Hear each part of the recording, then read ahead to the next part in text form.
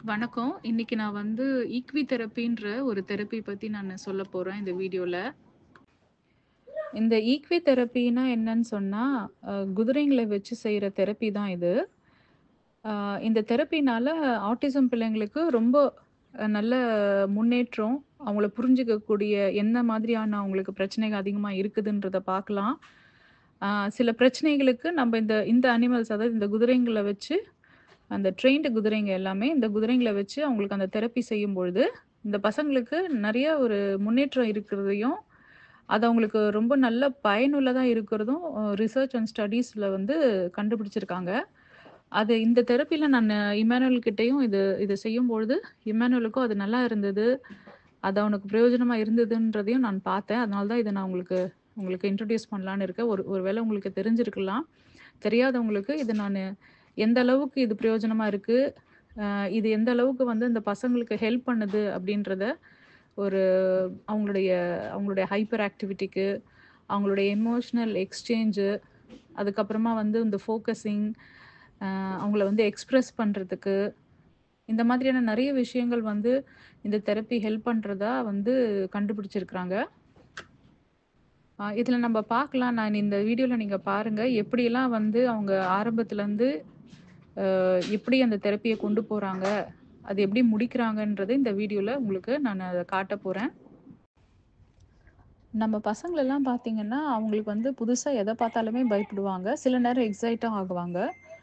அ அந்த இப்போ first step அவங்க என்ன செய்றாங்கன்னு சொன்னா, முதல்ல குதிரைய வந்து அவங்க தொட வைக்கிறாங்க. இப்ப இம்மானுவேல் வந்து ரொம்ப பயந்தான். குதிரைய தொடுறதுக்கே கிட்ட போறதுக்கே பயந்தான். அவனுக்கு பிடிக்கும். தூரத்துலருந்து பார்க்க பிடிக்கும். ஆனா கிட்ட போறதுக்கு அவன் பயந்தான். அதனால அவங்க ஸ்டெப் பை ஸ்டெப்பா இத செய்றாங்க. அவங்களுக்கு கொஞ்சம் அந்த பயம் தெளிஞ்ச பிறகு அவங்க என்ன செய்றாங்கன்னு சொன்னா, அந்த குதிரையில கயிற குடுத்து, அந்த குதிரைய கட்டியிருக்கிற கயிற குடுத்து, அத வச்சு அவங்க அந்த குதிரைய நடக்க சொல்றாங்க. இந்த பசங்க என்ன செய்றாங்கன்னு சொன்னா, சில நேரம் ரொம்ப கத்துவாங்க. அந்த குதிரைய வந்து ஹார்ஷா தொடுவாங்க. கத்துவாங்க. ஆனா, இதெல்லாம் வந்து ரொம்ப ட்ரெயின்டான குதிரைங்களா இருக்கிறதுனால, அந்த குதிரைங்களுக்கு புரிஞ்சுக்குது நல்லா இந்த பசங்கள குறிச்சு.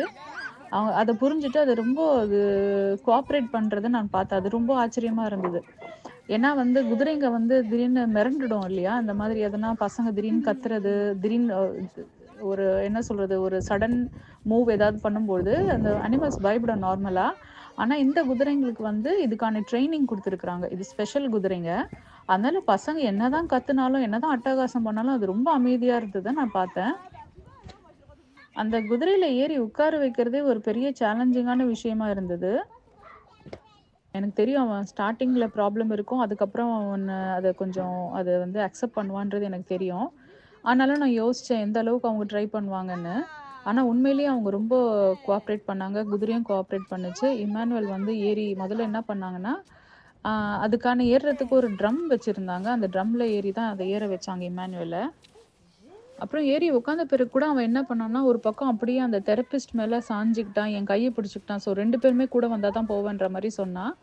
அப்போ அதே மாதிரி அவங்களும் ஆரம்பத்துல நான் அவன் கைய பிடிச்சுக்கிட்டு அவங்களும் வந்து கூடவே ரொம்ப டச் பண்ணோம். அவன ஒரு ஒரு என்ன சொல்றது? ஒரு தைரியப்படுத்துற மாதிரி அவங்களுக்கு வந்து டச் பண்ணணும் கூட இருந்து. அப்போ அவன தொட்டுட்டே வரும்பொழுது அவன் அதுல ஒழுங்கா உட்கார்ந்துட்டு வந்தான். அதுக்கப்புறம் கொஞ்ச நேரம் கழிச்சு பார்த்தீங்கன்னா, நான் கைய எடுத்துட்டேன். கொஞ்சம் கொஞ்சமா நான் என்னுடைய கைய ரிலீஸ் பண்ணிக்கிட்டேன் அவன்கிட்டருந்து. ஆ அப்ப என்ன பண்ணான்னா, அவனுடைய பொசிஷனும் கொஞ்சம் அவனுக்கு வந்து ஒரு கான்ஃபிடென்ட் அந்த குதிரை மேல ஒரு கான்ஃபிடென்ட் வந்தது அவனுக்கு. அது ஒண்ணும் பண்ணாது. ஃபர்ஸ்ட்டு அவங்களுக்கு ஒரு பயம் இருக்கும் தானே, குதிரை ஏதாவது செஞ்சுருவோமோ, இல்ல நம்ம ஏதாவது விழுந்துருவோமோன்ற ஒரு பயம் இருந்தது போல இருக்கு. அதுக்கப்புறம் அந்த பயம் தெளிஞ்சிருச்சு. அவங்க என்ன பண்ணாங்க, அடுத்தது அவங்கள வச்சு ஒரு ஆக்டிவிட்டி மாதிரி பண்ணாங்க. விளையாடுனாங்க.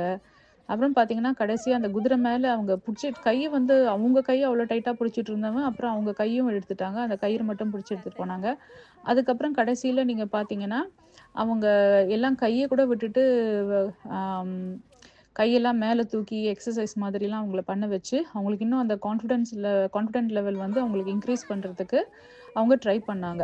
ஸோ இந்த தெரப்பி வந்து அந்த நாள் ஃபுல்லாவே அவனுக்கு ரொம்ப நல்லா இருந்தது. அந்த குதிரைங்க கூட டைம் ஸ்பெண்ட் பண்ணது.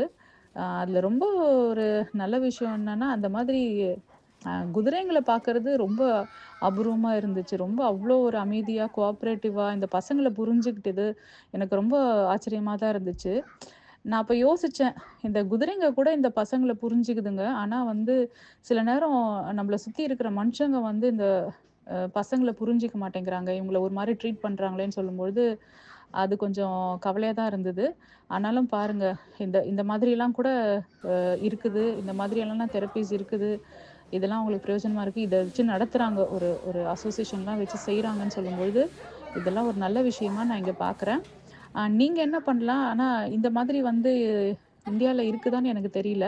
ஆனா இந்த அனிமல்ஸ் கூட அதாவது விலங்குகளோட பசங்கள வந்து பழக விடுறது வந்து ஓரளவுக்கு நல்ல தெரப்பியா தான் இருக்கும்னு நெனைக்கிறேன். அதனால நீங்க ஜாக்கிரதையா இருங்க. பழகாத அனிமல்ஸ் கிட்ட விட்டீங்கன்னா, இந்த பசங்களுடைய சடன் மூவ்ஸு, இவங்க கத்துறதெல்லாம் வந்து அவங்களுக்கு பழகாத அதுக்கு ஏன்னா இந்த குதிரைங்கலாம் நல்லா பழகியிருக்கு. அவங்க அதுக்கேத்த மாரி ட்ரெயின் பண்ணதுனால, அது சேஃபா இருக்கு. ஆனா ட்ரெயின் பண்ணலன்னா அது கஷ்டம் தான். ஆ ஆனாலும் நீங்க வந்து கோழிங்க கிட்ட விளையாட விடுறது, இந்த மாதிரியான அந்த ஃபார்ம் அனிமல்ஸ் கிட்ட கூட நீங்க போய் காட்டுறது, அவங்களுக்கு வந்து ரொம்ப நல்லா இருக்கும். பறவைங்களெல்லாம் பார்க்கறது, இதெல்லாம் அவங்களுக்கு ரொம்ப பிடிக்கும். இமானுவேல் என்ன செய்வான்னா, இங்க ரொம்ப நெறைய நம்ம ஊர்ல காக்கா மாதிரி இங்க புறா இருக்குது.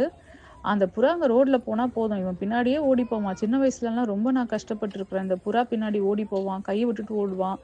அப்புறம் வந்து பார்க்லாம் கொண்டு போனா, அங்கலாம் இது இருக்கும், வாத்துங்க இருக்கும். அது பின்னாடி ஓடுவான்.